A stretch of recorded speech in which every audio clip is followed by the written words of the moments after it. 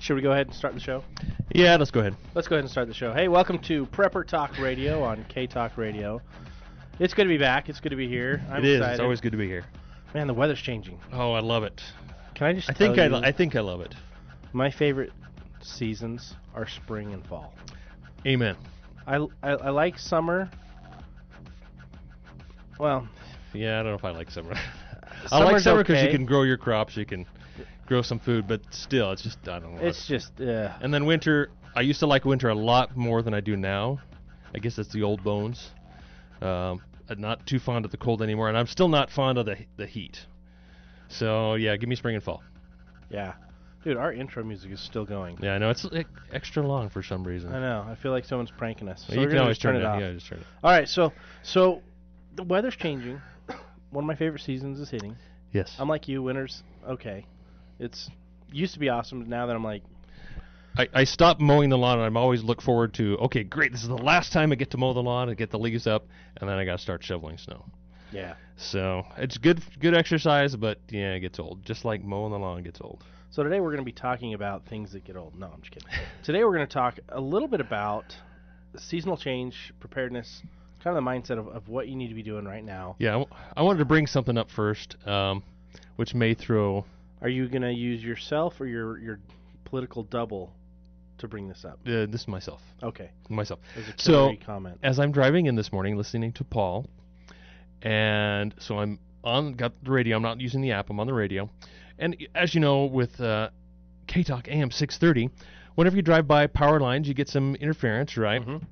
And so I'm driving down the freeway, which, I come from the south. Scott comes down from the north. Coming up from Utah Valley, traffic is horrible, pretty much crawling the entire way. And I come to a point, and the signal is pretty much cut off. And I realize I'm next to a FedEx truck, a tandem, so double pulley, double trailer FedEx truck. It's completely cutting off my signal. I have no reception, which I thought was strange because I've never noticed that before. And so there were a lot of semis this morning, so I pulled up again next to some other tandem pulling trucks. Didn't interfere with the signal. So, as a prepper and as an awake person, what is going down our freeways?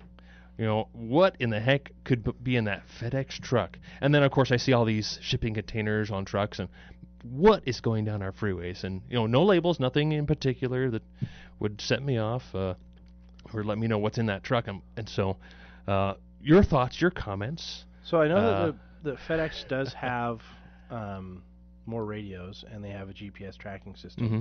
So they can track and monitor. But I pulled real up. Time there were other FedEx trucks pulling tandem that I drove up against. Little to no interference on those trucks. But this one truck in particular cut my signal off completely. I could not hear K-Talk at all. Very strange. So did the FedEx driver have a bulge on the right hip or left hip? I could not tell. Did he have an earpiece in that made him look like he was wearing all black? Wearing all black? No. I don't know. All right. I do not know. Did he have aliens in the back? Are we talking Men in Black now? Exactly. Men in Black. He's wearing dark glasses, wearing black suit. That's awesome. In a FedEx truck, so. That's interesting you bring up that point, though. I mean, there's a lot of things that you wonder, okay, what's really going on? I've got a friend that lives in southern Idaho, and a few months back, oh, man, it's probably been longer than that, he was watching, and all of a sudden he had like 4 trains of military equipment go through. You're like, why are they going through Idaho? Like, what the heck's up there? I think I saw one of those down here going through Utah, heading that way. So, yeah, a bunch of armored vehicles. Didn't even recognize them. So, I mean, if you're not paying attention, you just see, train. But if you're paying attention, you see train with Humvees and tanks and armored personnel carriers, and you're like, what? Where are they going? Yeah, field dark earth, desert tan type colored vehicles that were meant for the sandbox, right, for out in Iran, Iraq, and so forth. And they're here in Utah, Idaho. So yeah, that kind of goes back to our conversation last week of the prepping mindset, of the survival mindset. Where's your mind at? You're driving down the freeway. We're listening to K-Talk. You're listening to some music. Are you aware of what your surroundings, the vehicles around you? I mean, that's I guess my point for bringing that up this morning is, and one thing I realized, I was going to make an announcement this morning saying, what, Scott, I've been diagnosed with a terminal disease, terminal illness. You know what that is? It's the freaking prepping mindset is what it is. I honestly, I can't get enough of it. I want to do this all day, every day, and unfortunately I can't. But so it kind of drives me a little crazy. But my mind is always there, looking for, and you just realize everything you don't have, all those things that you need to be more prepared and more self-reliant. You become hyper-aware. I guess that's maybe the right way to say it. So there's the hyper-aware, but then there's also the sickness level where you're just obsessive. Right. Are you obsessive, or are you just No, hyper-aware? I'm not obsessive. I don't feel anxiety or anything like that. And need, I feel urgency, which I think is a good thing. And I don't think necessarily anxiety is a bad thing either. It helps to drive you. Obviously, there are unhealthy levels of anxiety, but I feel an urgency.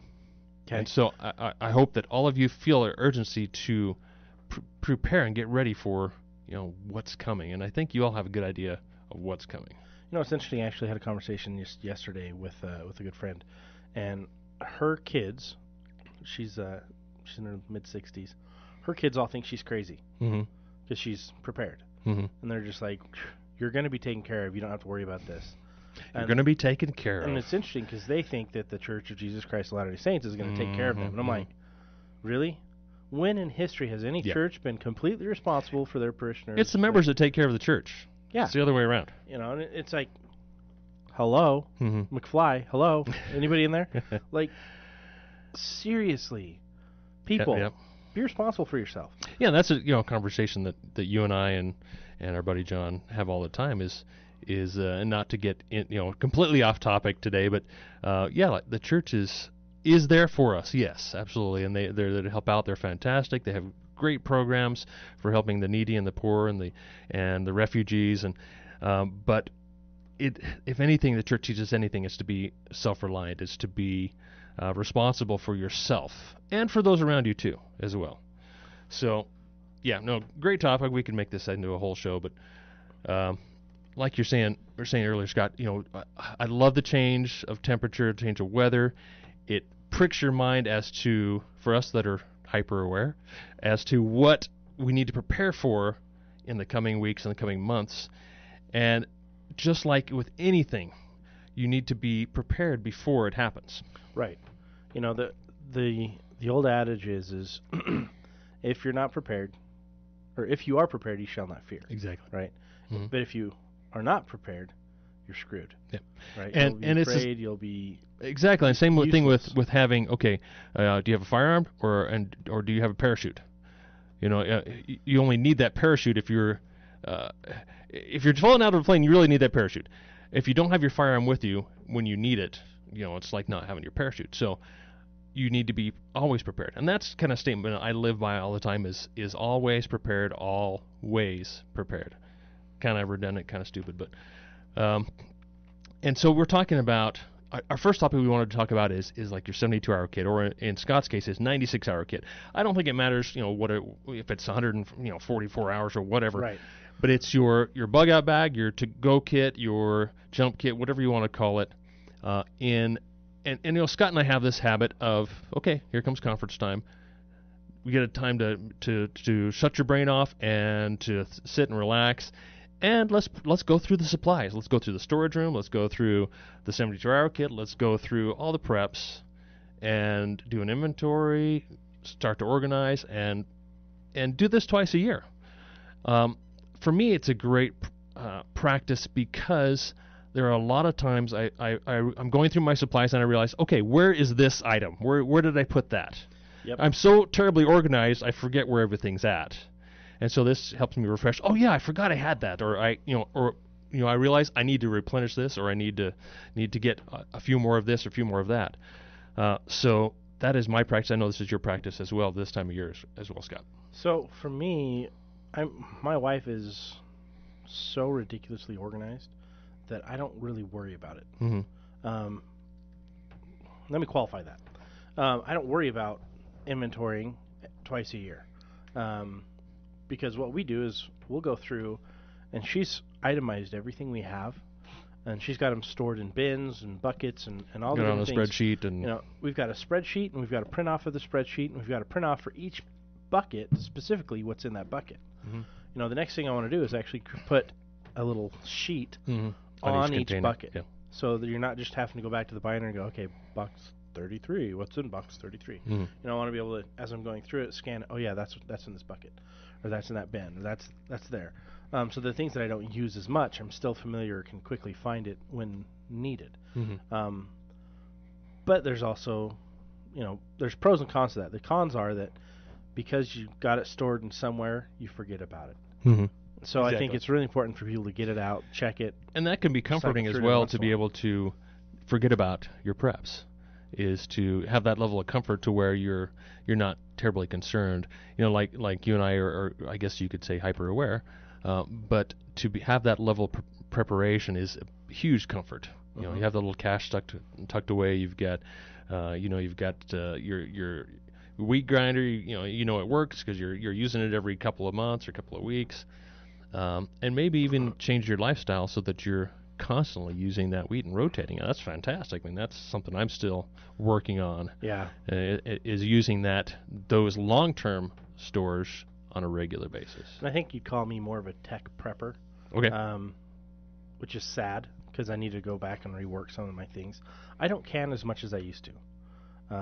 I'd rather get freeze. We're busy. We're busy. Oh, yeah. Or canned foods that's already taken care of for me. Maybe you could call me the lazy prepper, right? And I think everybody has kind of their thing. I look for the simplest way to get things done, the things that are going to use the least amount of energy. Absolutely.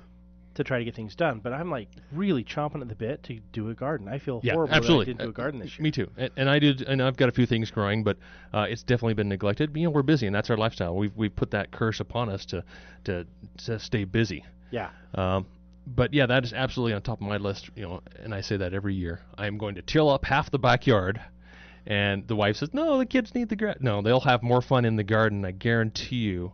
They will have more fun playing on the garden and helping, pick the raspberries and finding the bugs and doing like I remember as a kid, in the garden, climbing through the garden with my dad. Look, Dad, grasshoppers. He's like, get them, and I'm like, okay. So I caught all the grasshoppers. And what do? Put them in a cage. Mm-hmm. Then what do? We took them fishing. They became bait, and it worked great. Yep. But there's so much you can learn, and you can teach a kid gardening. Yeah, they don't need just grass to play on. Is patience. We have a new generation coming up that these kids lack patience. Mm-hmm. The millennial generation, and if you guys have an opinion, please chime in. The millennial generation, love them and hate them, they're the most impatient. Well, it's our technology that's done that to us. We have instant gratification. I don't think it's the technology. I think it's the fault of the generation before. The parents? It's because we have a mindset. There's been a mindset change. It used to be that parents wanted to give their kids, everything they didn't have. Right now, now parents can't give them everything they didn't have. Mm-hmm. They just want them to have everything they can get them. Mm-hmm. But the generation before is, I want to give my kids everything I didn't have. Mm-hmm. My thought is, Which dad is kind of stupid if you think about it. Couldn't give me a whole lot, but he gave me a ton of knowledge, mm-hmm. and that's worth way more to me than anything else. Yeah, and I look back as well, and there are a lot of kids I know, a lot of things I know I bugged my dad about. I want this, I want to get this, and it wasn't that easy. He didn't just step up and buy it for me. Okay, yeah, you want this shirt? Here you go. No, I either had to earn it or it had to come at an opportune time. Mm-hmm. He didn't just spoil me with everything, which I would like to say helped me, because now I know I have to go out and earn it for myself. Yeah, and I don't feel at all entitled to anything. Absolutely. Let's take this caller before a break. Cool. Yeah, we got a few seconds. Hey, thanks for calling K-Talk. We got a few minutes before the break, or 30 seconds, but chime in. Okay, so we're live now? Yeah. Yes, sir. Okay, hi, this is Falcon, and I have a question about gardening. I have a problem that I haven't solved. Okay. I'll probably have to finish it on the other side, yes. But that'll be fine. Probably so. This has to do, I'll just give you the premise. This has to do with me starting a bucket garden that was fabulous, and then the years that followed, it declined to just instant death within a week. Mm-hmm. And I want to try to see if you or somebody in the audience can maybe give me some insight into what may have happened. Perfect. Well, let's start that up after the break. We're cutting into it right now. Okay. Just a reminder, this show is brought to you by Survival Medical. Survival Medical is the toughest, longest-lasting survival medical kit you can find. First aid simplified. Mm-hmm. Put it in your kit. Forget about it until you need it, and it's there, and it's always going to work when you need it. Broadcasting live from the... And welcome back to Prepper Talk Radio on K-Talk. I just zoomed the volume back up on that. Sorry about that. K-Talk Radio, K-Talk Media. Check out the new website, ktalkmedia.com.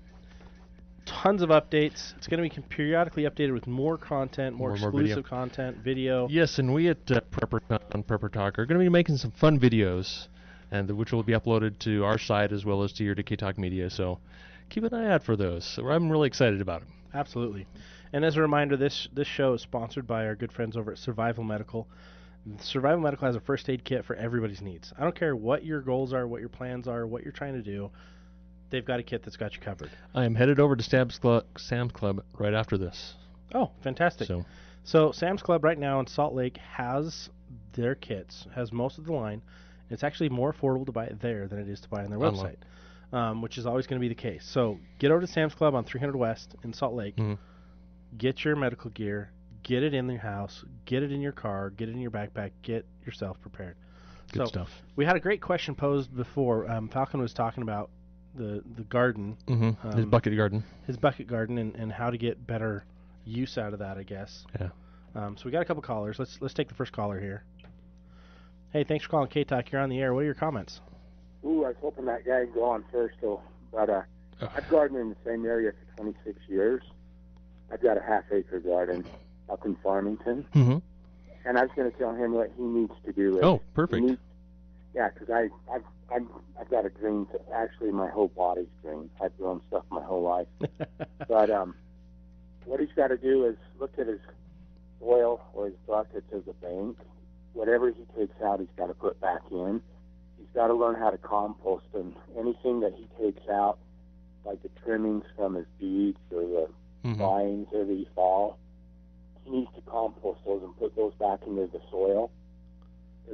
They're drawing out, the minerals during the summer. But there's one key mineral that I was even missing this year after all my farming and organic gardening that I had never been using. And when I used it this year, everything took off again. What was that? Magnesium sulfate, which is Epsom salt. Oh, okay, yeah, absolutely. You got to liken it's like a vehicle. It's like the car. The Epsom salts are the vehicle that the calcium and all the other minerals jump in to go up into the plant to create photosynthesis. I was actually reading about that just the other day. I've got a bag of Epsom salts sitting on the back of our toilet. Yeah, and I was like, we could use this for fertilizer? I didn't know that. It's kind of great prepping item. Yeah. But I'd tell him just to keep, anytime you plant it, and then I'll get out of your hair, but anytime you plant a tomato or a pepper in the first part of the season, when you dig the hole, take a tablespoon of Epsom salt and a tablespoon of broken up calcium from eggshells or from oyster shell that you can buy relatively cheap, $10 for a 50-pound bag. Crush that up, put that into the ground, and then plant your tomato or pepper or whatever, and you'd be surprised how green and how much food you'll get the whole year just off of Awesome. that. Great tip. What about drainage in a bucket? I mean, does that you obviously have to have some drainage? Got to make sure that that there's some holes in it and that he's getting some drainage. It depends on what you're growing. Peppers, tomatoes, they need to have it drain. Potatoes a lot in it. To be honest with you, I haven't done much bucket gardening other than herbs. Oh, okay. I don't know. I guess there's people that don't have the space to do anything but a container. It's called container gardening. Yeah, absolutely. But you've got to make sure that you can actually buy a Home Depot or Lowe's. They have the moisture control. Moisture control soil. And that's what I use when I do my herbs. Oh, wow. Well, also... I'm the guru up here. I do a newsletter, and my big concern is you got a low profile when you have a half-acre garden. Yeah. When you've got a small garden, you can keep it a little bit more protected. And everybody knows where to come to get food. So they get a lot of food, and that kind of worries me a little bit too. Yeah. Anyway. Well, hey, thank you so much for your call. We appreciate you. We've got a bunch of other callers lined up, so we'll jump off. Bye. All right, you are live on K-Talk. You've got some gardening comments as well. Oh, yeah.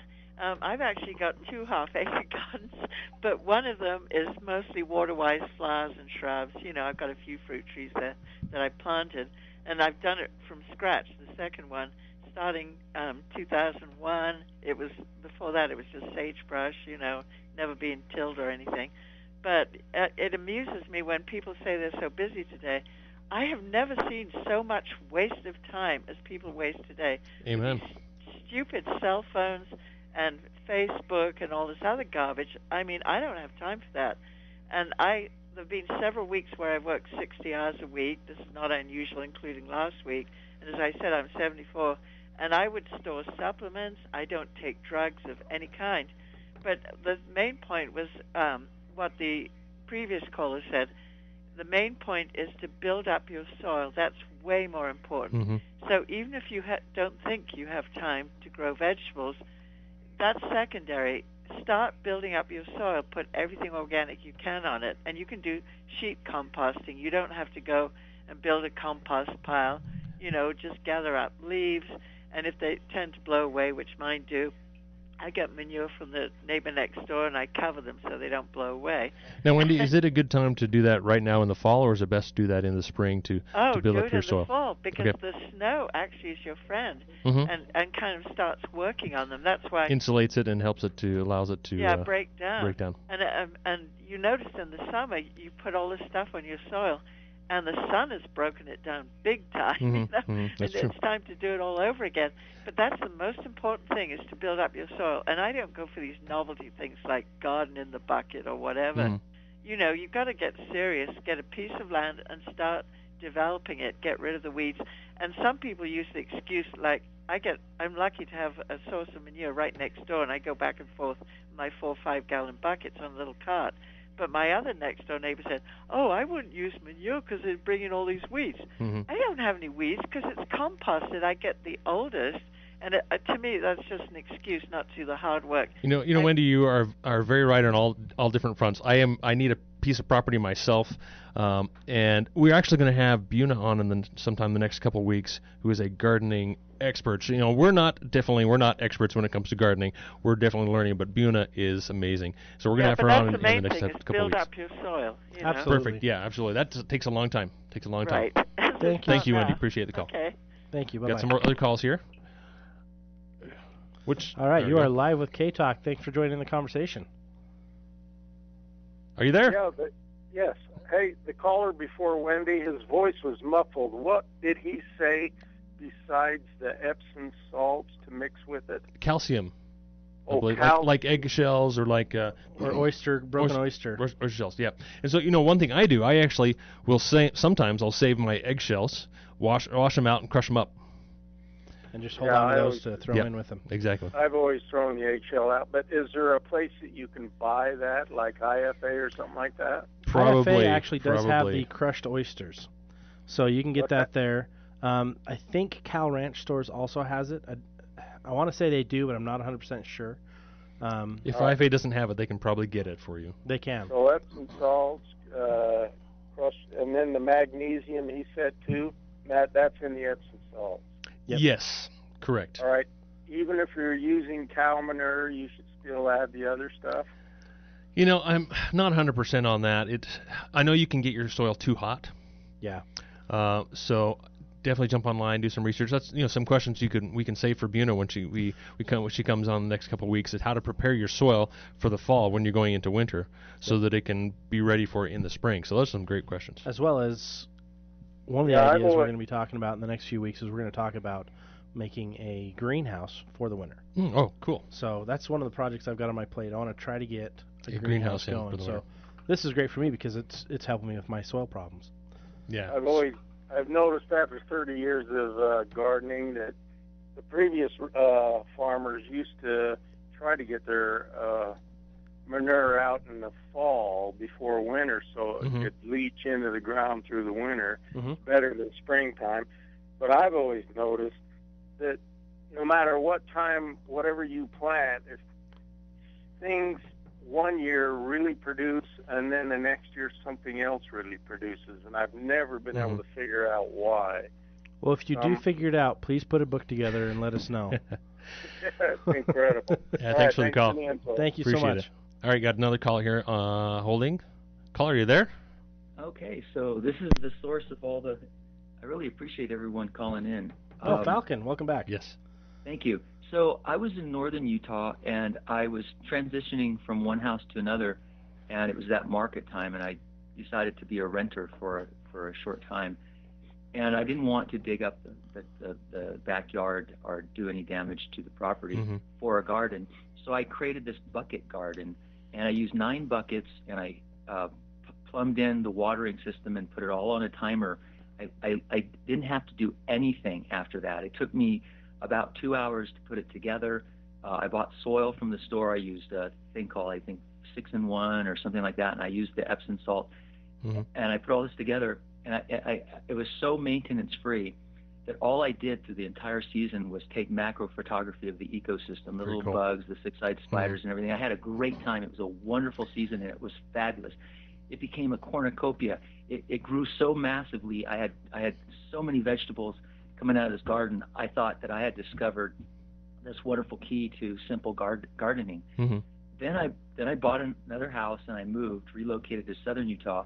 I took my buckets, but I left the soil, and I bought new soil, and I repeated this process. And that season, I had trouble with the tomatoes. They were rusty, and the tomatoes were distorted, and they looked psychedelic. They were just very weird-looking tomatoes. I was actually afraid to eat them. They looked so weird, but they still tasted like tomatoes. So I did eat some of them just to see. But then the following year, I used the same soil, and I planted again, and everything died within. I mean, everything just went. The plants got dark and black, and just died within like 3 days. Wow. And I don't know what happened. I did everything the same the second year and the third year. And I think that's the one thing we need to realize is that gardening takes time to learn how to do this. So you need to get started now. Start now to be ready for spring. So as part of our fall preparedness theme today, work on your garden, and we're going to have Buna on and to talk specifically about fall gardening, things to prep for next year. Yeah, I think one of the things that you brought up though is your soil. It sounds to me like it was nutrient deficient. And I was using Epsom salt, and I was using the 6-in-1 fertilizer. Always keep in mind that you can take samples of your soil to the local extension office, what they call it. And of course, you listen to KSL. The Greenhouse Show is always very informative on the weekends. But you've got your Utah State Agricultural Center up in Logan, which is really top notch for the entire country. So we've got some really great professionals when it comes to soil and gardening and so forth. So lots of great resources. As well as down in Dixieland down there in St. George. Yeah, that's true. And there's SUU in Cedar City that has their extension office for USU. So you can get those resources locally. And most of the time there's no cost to it. Yeah. So or a very small fee. They can test your soil for you. All right. So next week you'll have a gardening expert? So probably 2 weeks. Not next week. It'll be in 2 weeks. I'm waiting for her to confirm back, but she's a gardening expert. Her focus is edible landscapes. It's pretty amazing. We've had her on before. She's been at PrepperCon as well. And I'm trying to remember her. Garden Inspire is her website. Garden Inspire. And I think she has another website or two, but she has some amazing books, wild edible plants books. She's a wealth of knowledge, and so check her out. Check her website out. We're looking forward to that show. Yeah, she's so much fun to have on. We tried to have her on a few weeks ago, and just timing didn't work out, so we're scheduling her for as soon as we can. I think it's going to be in 2 weeks, but she'll let me know today. But the key is find people like this locally. You don't have to know your climate, and let them be your local experts. And that's where we love the extension offices. And you don't have to be a professional in everything. That's what we have resources for. Sorry, go ahead. I'd like to solve this problem because the first year was incredible, and then the third year it was like as if someone had poisoned the entire garden. It was so drastically contrasted from the first year to the third year that I really need to find out what happened. Here's another resource you might reach out to is vertical gardening. What is the name of the company? There's the Tower Garden Project. There's Kangaponics. If you Google any of these, like Tower Garden Project, Kangaponics, there's Intermountain Vertical Gardens. Yeah, Or they changed their name. IMV. So Intermountain Vertical Gardens, I think it's .com. Danny Matthews, he's he's a wealth of knowledge as well. He now has a giant greenhouse in, I think, Centerville, somewhere around here, not too far away. But there's a lot of neat resources online for local gardening to help you understand your local soil better and your local climate issues. My first garden in Utah was a horrible experience for me.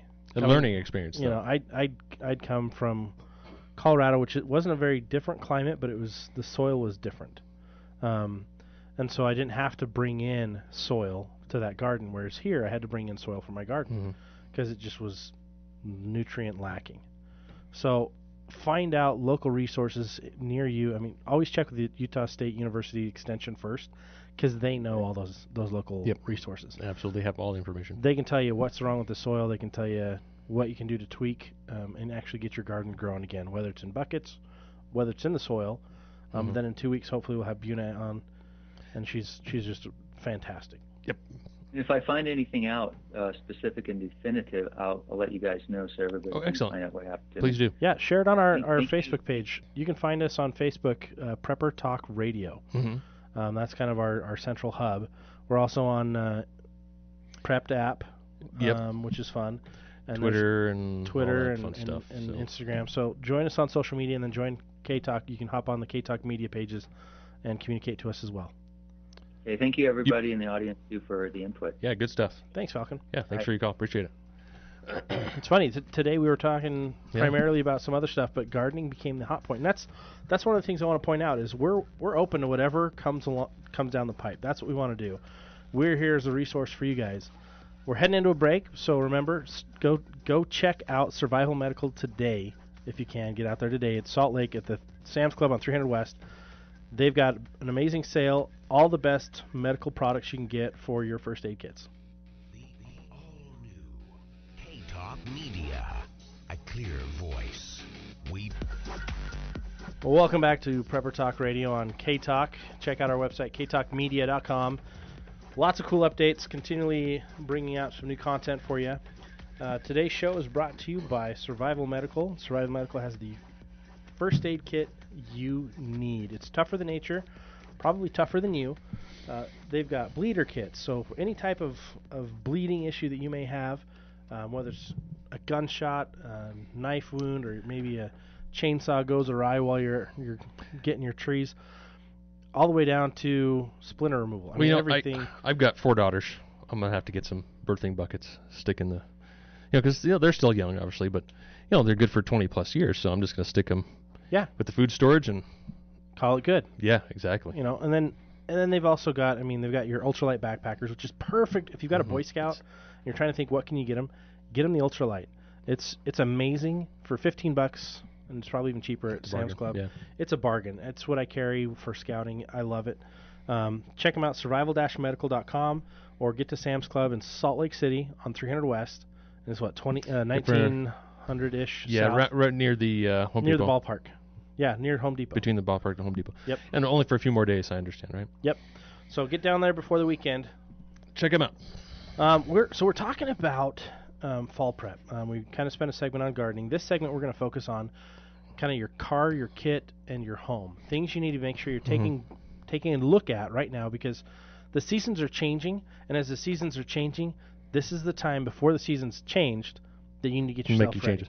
And I love jacket weather. I love it when it starts to become brisk, and so that's the first thing that comes to my mind is, okay, how am I going to stay warm in winter, especially here in Utah, man? We have some pretty brutal winter. Sometimes it's nice and mild, and it's easy to get along. But sometimes it's just we have some brutal cold winters. Well, so how are you going to stay warm? So quickly that you need to understand how to layer. Understanding layering, making sure you've got a good jacket that also is waterproof, or a shell that's waterproof that you can put on top of your jacket, or a coat, jacket, shell. I live for layers. It's not only stylish, it's functional, right? So you start with the base layer. It's got to be polypropylene. It's got to be synthetic, so it wicks away the moisture. And this is stuff I would put in my car. I won't necessarily dress this way every single day because Scott and I we're realtors, we're businessmen, we're out having meetings, so we're not going to be wearing our winter gear all the time. So we prepare a special bag with all our winter gear just in case we get stuck in the snow or the vehicle breaks down or there's some kind of emergency where we're going to be stuck in the cold. Yeah, and you just toss it in the back of the car. Yeah.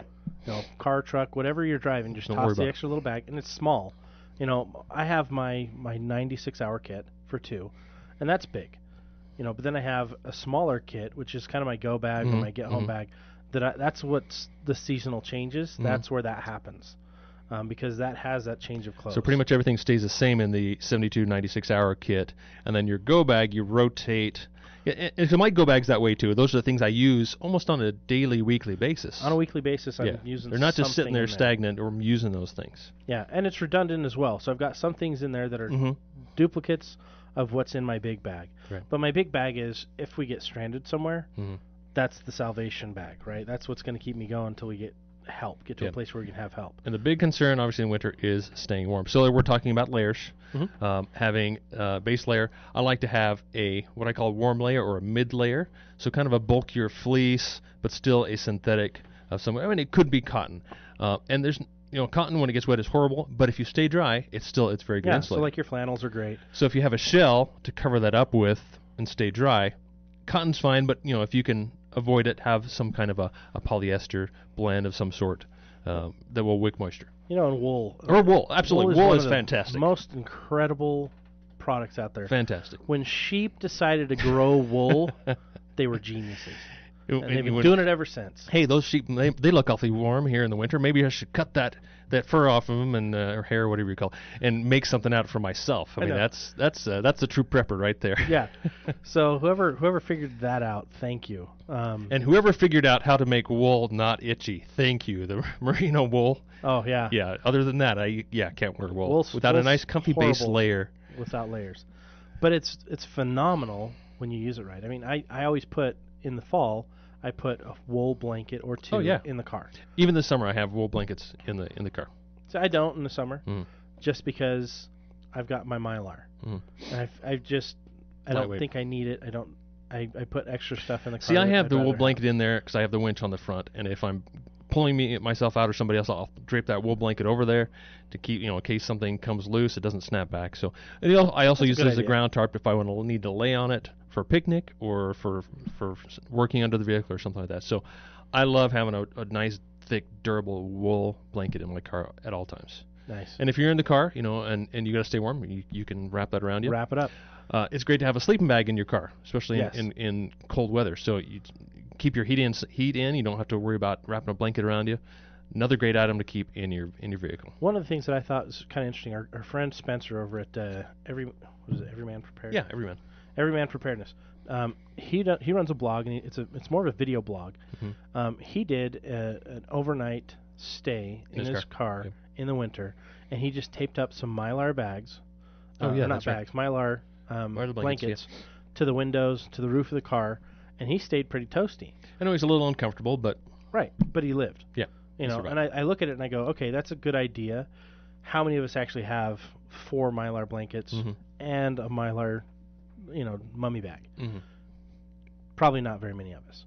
But I have 3 and 2 bags. So I've got the makings of it. I've got something to start it, but then I've got the wool blankets.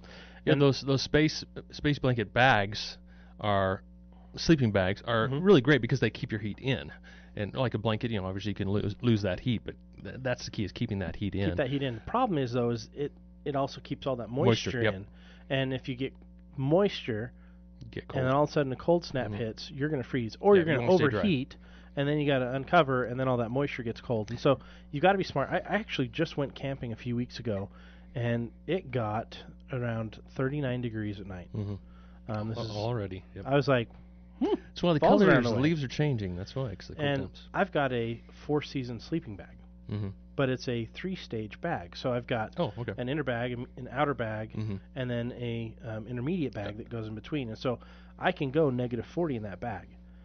And that's way too much for me. And I threw it all together and went on the camping trip, and it's awesome because it fits in a stuff sack. But that thing kept me so toasty. I was in 2 layers of the 3 layers, and at -39 degrees, I was happy as can be.